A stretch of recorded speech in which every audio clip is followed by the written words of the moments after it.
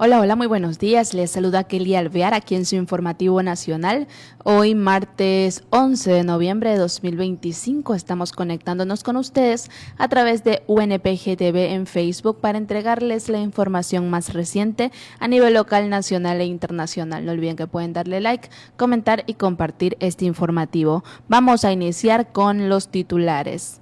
Nuevo traslado de presos desde Guayaquil hacia la cárcel del Encuentro en Santa Elena. Colombia y Ecuador fortalecen la integración fronteriza para construir una política pública fronteriza. Hay un cuerpo de un ciudadano desaparecido en el volcán Tungurahua tras 4 días de búsqueda.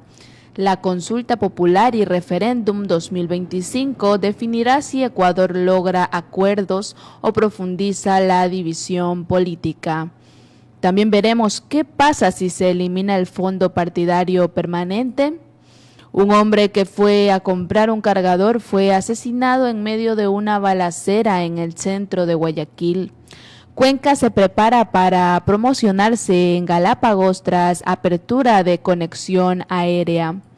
En lo internacional, el Senado de Estados Unidos aprueba el fin del cierre del gobierno más largo de la historia. Y finalmente, guerra en Ucrania. Rusia redobla sus ataques en el frente. Rumania halla posibles restos de drones. Esto es lo que desarrollaremos aquí en el informativo nacional. No olviden que pueden darle like, comentar y compartir esta transmisión del informativo nacional que llega a ustedes gracias al licenciado Richard Sillán Bajaña, presidente de la Unión Nacional de Periodistas Núcleo del Guayas, por UNPG TV en Facebook, y también agradecemos a los medios de comunicación que comparten este informativo nacional. Ellos son Radio Guayasense TV, Radio Sensación Digital, Radio Discorama en Italia, Radio La Voz de Daule, Postdata TV, estopensamos.com y Gloria Visión TV. Muchas gracias por el apoyo diario a nuestro informativo nacional. Bien dicho esto, iniciamos con el desarrollo de las noticias. Un amplio operativo de seguridad desplegó desde la madrugada de este martes 11 de noviembre de 2025 en la vía a Daule, al noroeste de Guayaquil, por el traslado de un nuevo grupo de personas privadas de libertad hacia la cárcel de máxima seguridad llamada El Encuentro, en la provincia de Santa Elena. El movimiento se inició cerca de la 1 de la madrugada y mantuvo cerrada la vía durante más de 2 horas, mientras 17 buses con reclusos avanzaban custodiados por fuerzas especiales.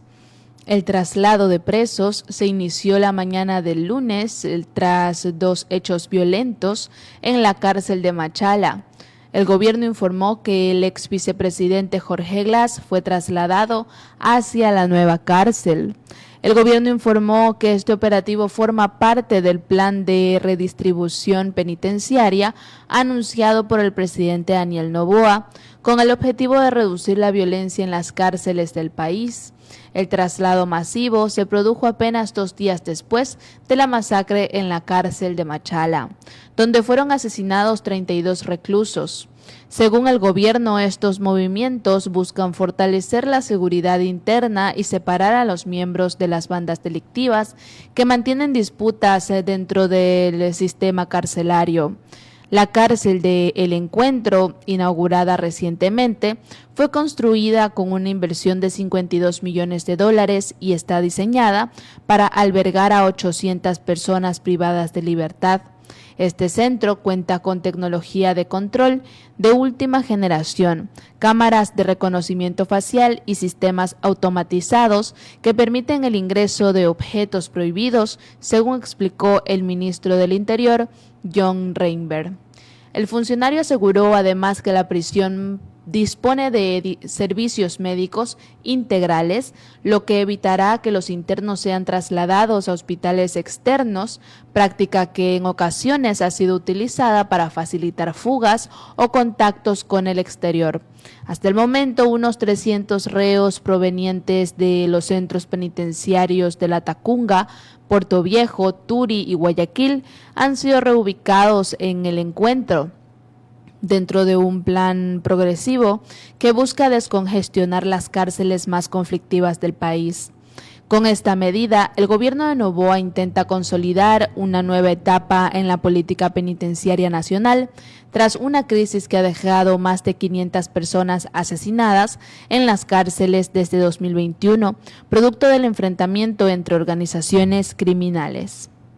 Seguimos con el desarrollo de la información y por otra parte, esta primera noticia la hemos leído de teleamazonas.com.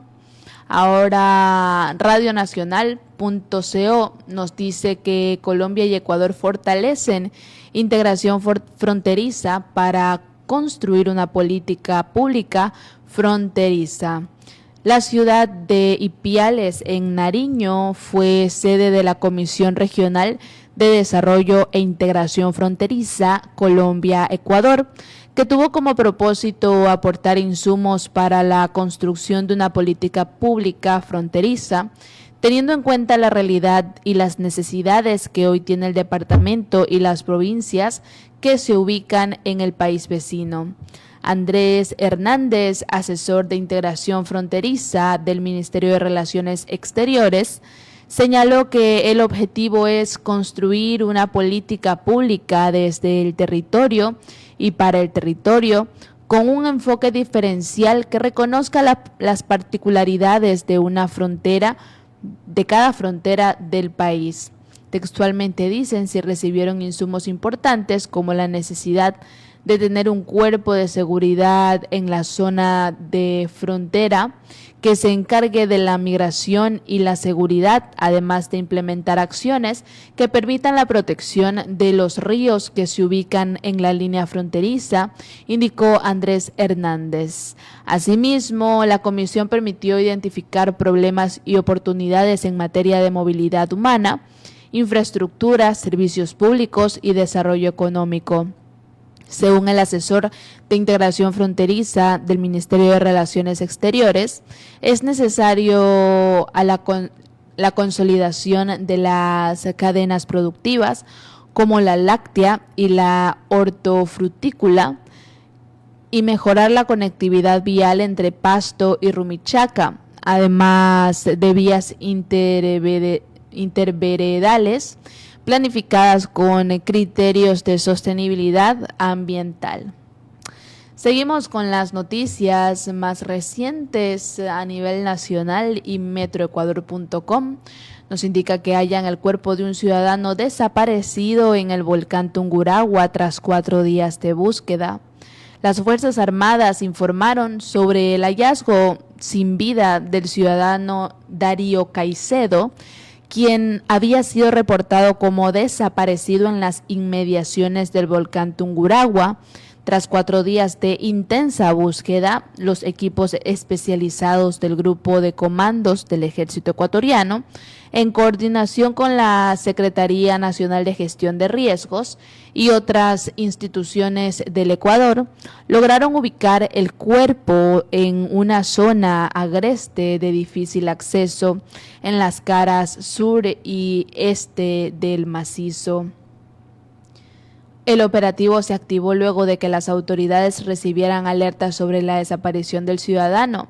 De inmediato, las Fuerzas Armadas desplegaron a sus unidades de montaña y equipos andinistas, quienes realizaron labores de reconocimiento, búsqueda y rescate bajo condiciones adversas por la topografía y el clima del lugar.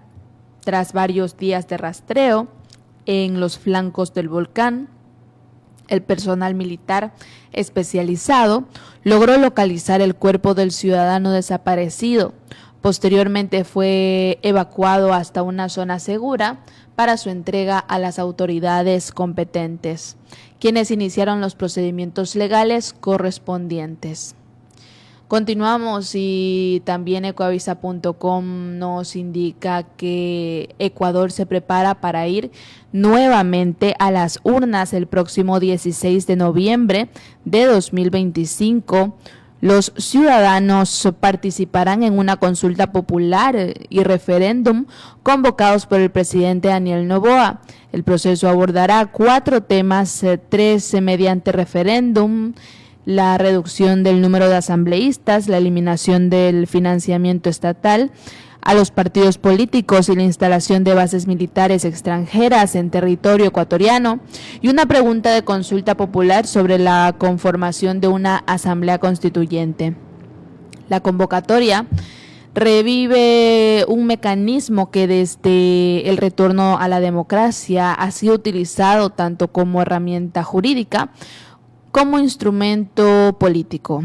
Desde 2008, los gobiernos de Rafael Correa y Lenín Moreno, Guillermo Lasso y Daniel Noboa han recurrido a este recurso para impulsar reformas, medir respaldo ciudadano y legitimar agendas políticas.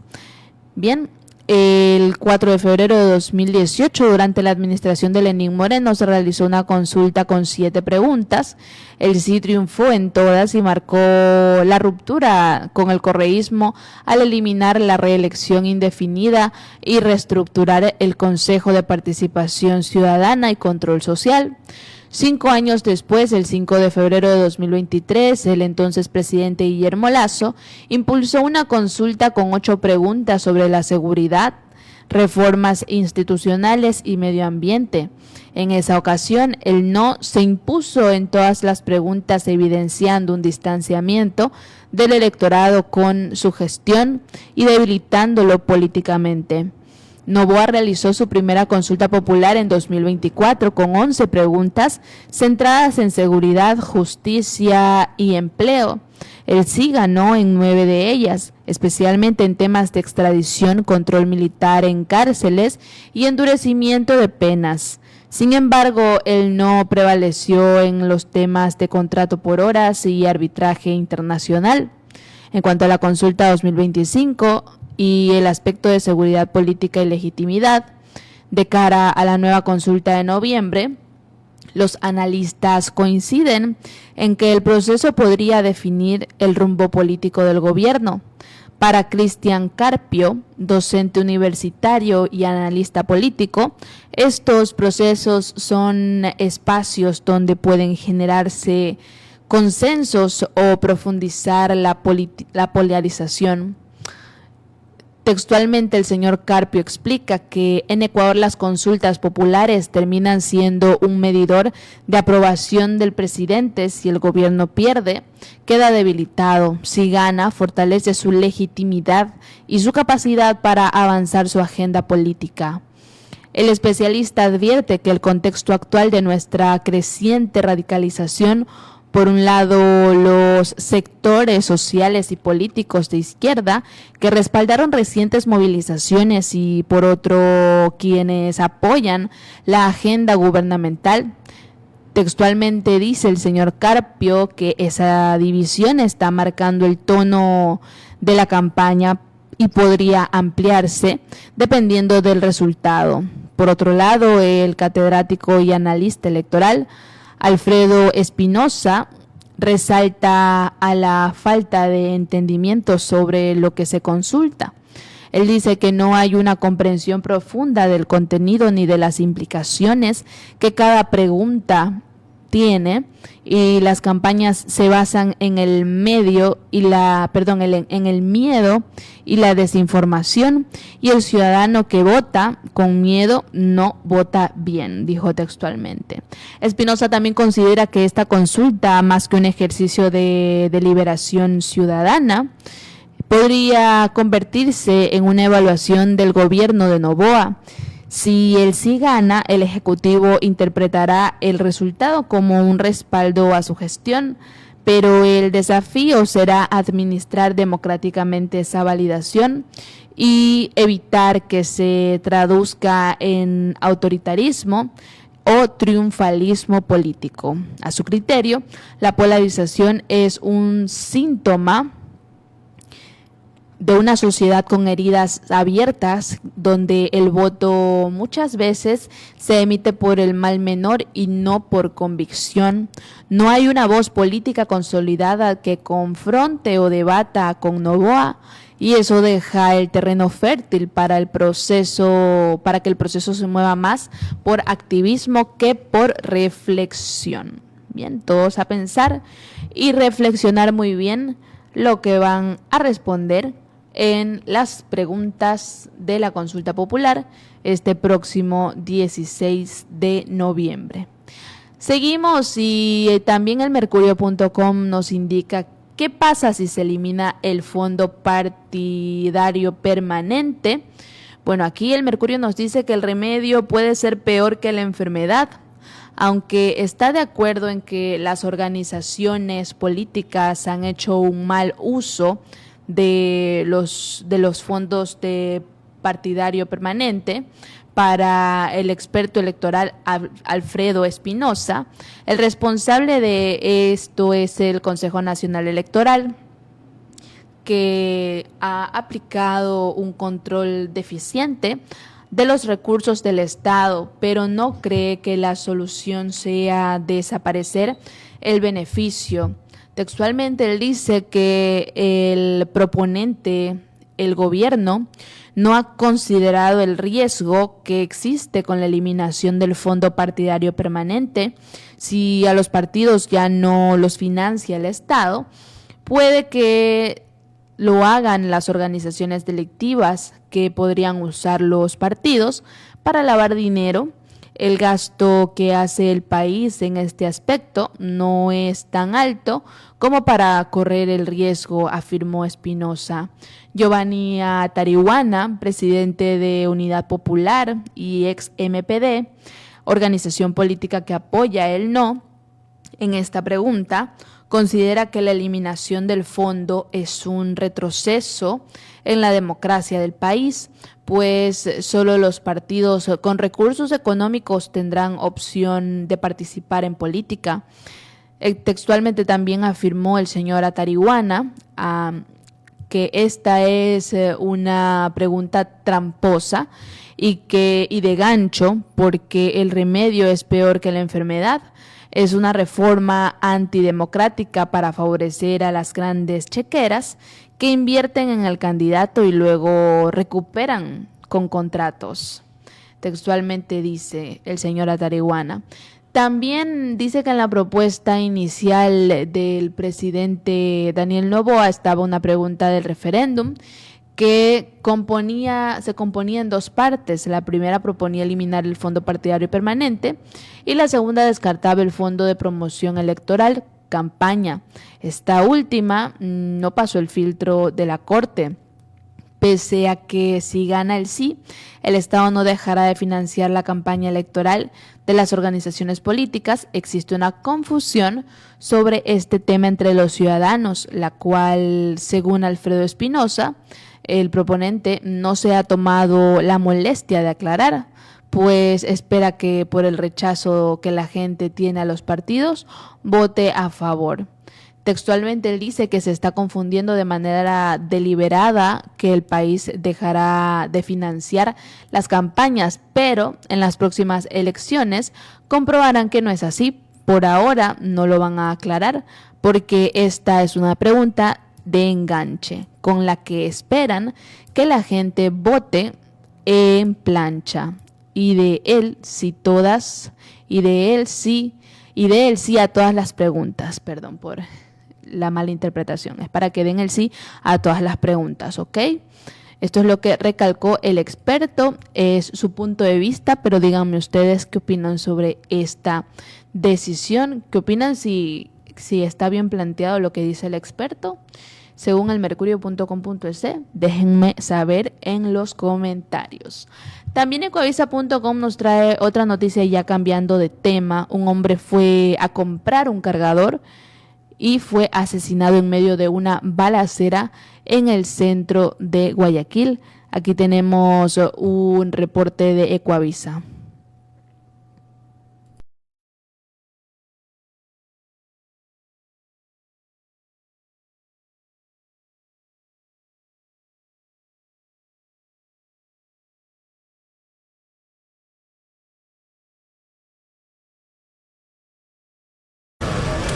La balacera ocurrió el viernes, cerca del mediodía, dentro de un local que vende accesorios de celulares en las calles Lorenzo de Garecoa y Junín, en el centro de la urbe. Un sujeto a bordo de una moto llegó al sector ingresó al negocio y disparó contra los presentes. El ataque dejó 3 fallecidos y un herido. Así lo informó el coronel Herbie Guamaní, jefe del distrito 9 de octubre. Mena Salazar CJ, de 54 años, es el propietario de este local. Él se encuentra únicamente con una herida. No está fuera de peligro. El propietario del establecimiento nos indica que él es el hijo y la nuera, las dos personas que son víctimas, que tienen antecedentes penales por tráfico ilícito de sustancias sujetas a fiscalización. El tercer fallecido era un hombre de 64 años que, según moradores, fue una víctima colateral debido a que él solo fue a comprar un cargador para su celular. Él venía de la iglesia y pasó y le ha dicho a mi hijo, ¿qué fue mío? Le ha dicho a mi hijo para venir a comprar un cargador y mi hijo no lo ha querido dejar venir. Pero él se ha venido a comprar el cargador y justo que está comprando el cargador, han caído a bala quién sabe a quién y él también le dieron su pepazo. La policía aseguró que se trató de un ataque dirigido, pues el sicario venía siguiendo a sus víctimas desde la isla Trinitaria donde vivían. Personal de criminalística realizó el levantamiento de los cuerpos ante la mirada de decenas de moradores que se aglomeraron alrededor de la escena. El mismo viernes, un menor de 16 años fue acribillado en la avenida Francisco de Orellana, a la altura de la cooperativa San Nicolás. El cuerpo del joven quedó tendido en la calzada, junto a la motocicleta en la que transitaba. Agentes de criminalística recogieron 5 restos de bala calibre 9 milímetros en el lugar y no dieron más detalles de lo ocurrido. Continuamos con las noticias más recientes y el mercurio.com.es nos habla acerca de Cuenca que se prepara para promocionarse en Galápagos tras apertura de conexión aérea. Tras el anuncio del Ministerio de Infraestructura y Transporte, MIT, sobre la aprobación de la ruta aérea Cuenca-Quito-Baltra-Cuenca-Quito, la Fundación de Turismo para Cuenca se alista para promocionar a la ciudad y al cantón en las Islas Galápagos. Aunque la autorización se concretó luego de 2 años de trabajo conjuntos entre los sectores público y privado, en los últimos meses, representantes de la Fundación ya mantuvieron reuniones con la Cámara de Turismo de Galápagos, con el sector hotelero y con la Alcaldía de Santa Cruz, con el fin de elaborar un plan de promoción tanto para la capital Azuaya como para el archipiélago. En el caso de Galápagos, se continuará destacando sus atractivos naturales y únicos, mientras que Cuenca promoverá su patrimonio, gastronomía y ruralismo, explicó Lorena Guillén, directora de la Fundación de Turismo. Con la aprobación de la ruta aérea, que será operada por LATAM Ecuador y ofrecerá 2 frecuencias semanales, el plan de promoción conjunta tomará forma a través de estrategias que representen un beneficio mutuo para ambos destinos. Seguimos con las noticias y por otra parte ya en el ámbito internacional, el Senado de Estados Unidos aprueba el fin del cierre del gobierno más largo de la historia. Veamos este reporte de Euronews.com.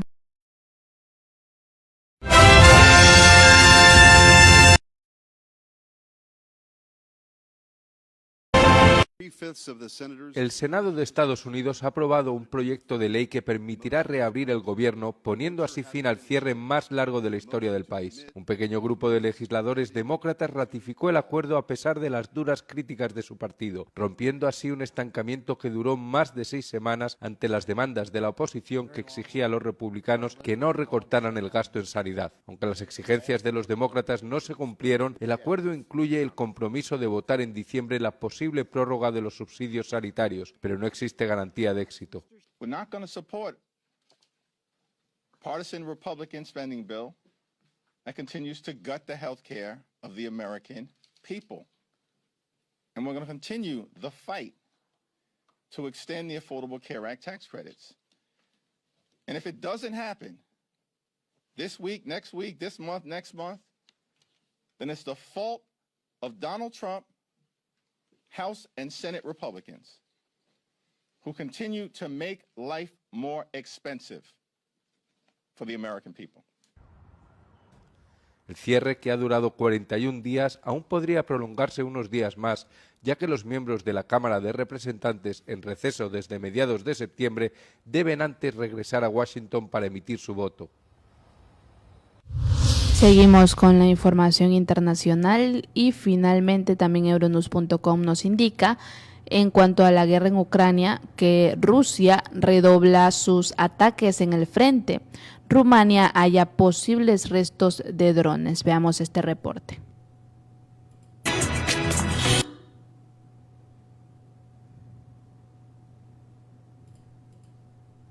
Ha resultado herida y se han declarado varios incendios tras una oleada de ataques rusos con drones contra la región de Odesa, según ha informado este martes el Servicio Estatal de Emergencias de Ucrania. Los ataques se produjeron a última hora de la tarde del lunes y provocaron incendios en varias instalaciones de infraestructuras energéticas.